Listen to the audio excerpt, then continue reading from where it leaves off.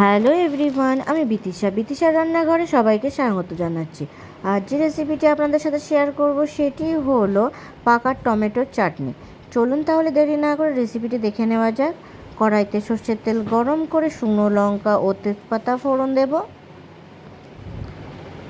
ফোড়ন ভাজা হলে দেব পাকা টমেটো কুচি। 2-3 মিনিট নেড়ে চেড়ে নেব। দিয়ে দেব আদা বাটা, একটু নেড়ে চেড়ে নেব।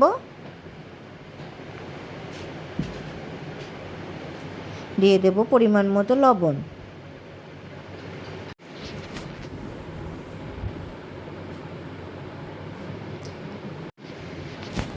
দিয়ে দেব পরিমাণ মতো হলুদ গুঁড়ো। ভালোভাবে মিশিয়ে নেব। আর দেব খেজুরগুলো অর্ধেক করে কেটে দানা বার করে নিয়েছিলাম। এবার 2-3 মিনিট ভেজে নিয়ে দিয়ে দেব কিশমিশ ও আমসত্ত্বর টুকরো।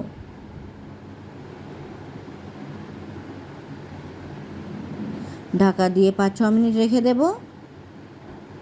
ঢাকা খুলে নেব। টমেটো অনেকটা নরম হয়ে এসেছে, বারবার নেড়ে চেড়ে নিতে হবে। টমেটো সিদ্ধ হয়ে গেছে।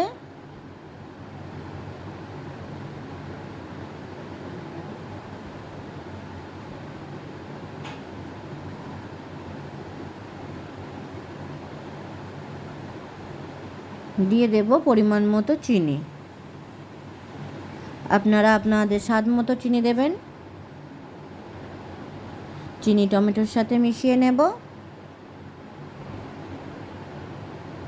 এই সময় বারবার নাড়াচাড়া করতে হবে, না হলে পুড়ে যেতে পারে।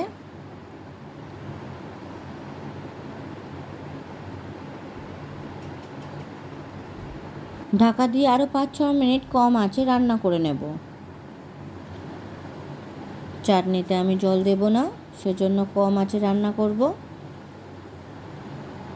টমেটো থেকে টমেটোর কাঁচা গন্ধ চলে যাওয়া পর্যন্ত রান্না করতে হবে। টমেটোর কাঁচা গন্ধ চলে গেলেই তৈরি হয়ে যাবে পাকা টমেটোর চাটনি। ভিডিওটি কেমন হয়েছে অবশ্যই কমেন্ট করে জানাবেন। আর ভিডিওটি যদি আপনাদের ভালো লাগে তাহলে আমার চ্যানেলটি সাবস্ক্রাইব করতে একদম ভুলবেন না। ধন্যবাদ।